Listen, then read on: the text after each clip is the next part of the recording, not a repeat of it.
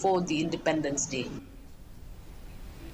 Leaders of the Khasi Students' Union, KSU Nongstoin Circle, including KSU President Wilbes Wanyang and others, summoned at the Nongstoin Police Station yesterday following a verification drive conducted by the union against outsiders working in various parts of West Khasi Hills. Speaking to reporters, Franklin Amyong, General Secretary of the KSU West Khasi Hills District, expressed that the union was not surprised by this. He further mentioned that since the 1990s, many parts of Nongstoin have witnessed an influx of outsiders working and settling down. However, through continuous efforts by the KSU and local leaders, they have managed to control and restrict the number of outsiders.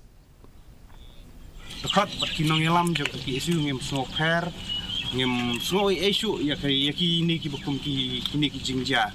handrai ke bangakwa ban ong kini ke por kelong ba ha ke bayede bat ka khana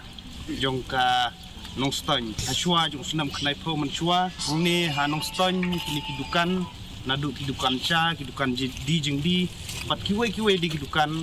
la sensar labat daki barjela